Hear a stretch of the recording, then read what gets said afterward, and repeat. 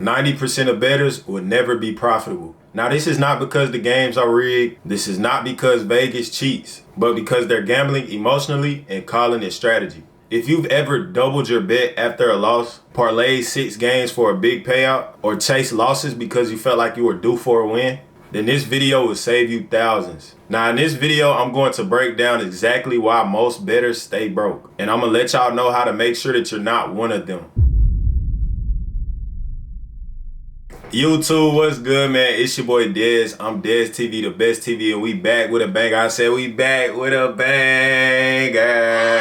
Hey man, as y'all can see by the title, today I'm gonna be going over why 90% of sports bettors stay broke. Now, if you clicked on this video, then you're probably actually trying to make money sports betting. And if you follow the things that I'm finna tell you, then you can be part of that 10%. So y'all make sure y'all go ahead and leave a like on the video and also subscribe if you're new to the channel. But I don't want to waste too much of y'all time, man. I'm finna go ahead and get straight into it. Now, starting with reason number 1, most people bet for dopamine and not for profit. And what I mean by this is most people don't bet to build wealth. They bet to feel something. For example, a lot of people like to bet on these parlays every single night, right? And they might go the whole week without hitting one. They could be down $1,000 in a week, right? And as soon as they turn $5 into $125 off a parlay, they just feel so good. Like all those losses don't even matter. That's not betting a profit right there. That's betting for that dopamine feeling. These people probably seen somebody hit on a parlay, or they hit on a parlay before and made a lot of money, and they're chasing that big hit again. I'm letting y'all know right now, bro, if you're betting like this is not how you be profitable long term. And then you got the people that live bet every possession. I'm telling y'all, bro, as a sports bettor, I done seen people do some crazy shit, bro. I see people bet on the next possession, the next basket to score, which team is gonna score the next basket. Like, nah, that's crazy, bro. And then what some people will do is they gotta slip in pregame, right? And as the game starts, they see the parlay not looking good. They might have took Cade Cunningham for 26 points, and at halftime he got 6 points, so they putting in another slip on the same game, probably taking him under. Like, nah, bro, you don't want to bet like that, bro. That's not how you stay profitable. If your heart rate is high every time you place a bet, you're not investing, you're gambling. See, if you want to be a profitable sports bettor and you want to be a pro, you have to bet long term. The casuals, they think tonight. Sharps think in months, and broke bettors think in minutes. Now, the next reason why 90% of sports bettors stay broke is because they have no bankroll management. This right here is the biggest bankroll killer. And I've told y'all this in my last couple of videos, but as a sports bettor, just based off of your bank account and your bankroll, you should know how much you're betting on every bet. And see, this right here is what's keeping a lot of people broke. Let's say if somebody has $1,000 bankroll, right?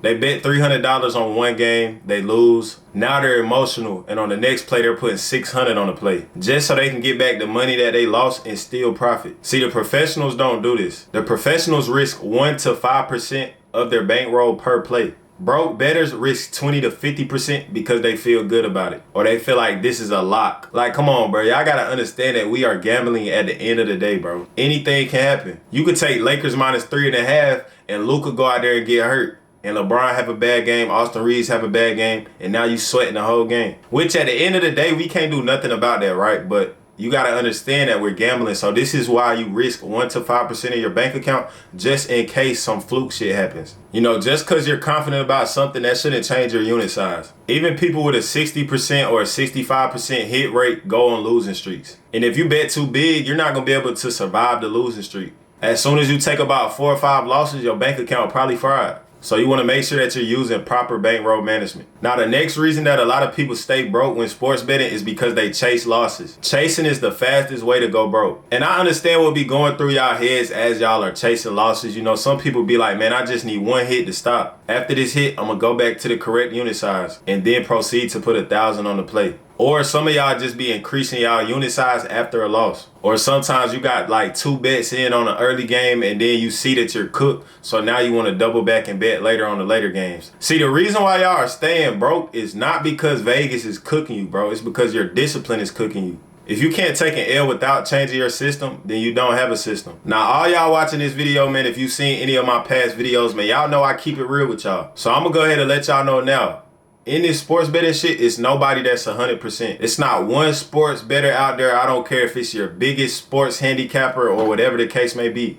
It's nobody out there that's not losing. Losses are inevitable, bro. You cannot shake that shit. So you gotta make sure that you're able to handle a loss, because they're gonna come. Now, the next thing I want to talk about is just following trends and following the hype. You know, I got some friends that bet every day, right? Now, they not profitable or nothing like that, but they like to scroll on Twitter looking for locks, or they'll literally go to the Twitter search bar and look up locks for the day on NBA. If that's you, bro, I'm letting you know right now, that's not how you research. If you just go on Twitter and look up locks of the day, bro, you're literally going to be betting with the public every single day. And you do not want to be betting with the public, because most of the public bettors are not profitable. And then some of y'all be betting on your favorite teams just because they your favorite team. You ain't really got no research or no reason to bet on them. They could be plus 600 underdogs. And just because that's your favorite team, you going to place a bet on them to win. Like, come on, bro. You got to be real with yourself sometimes, twin.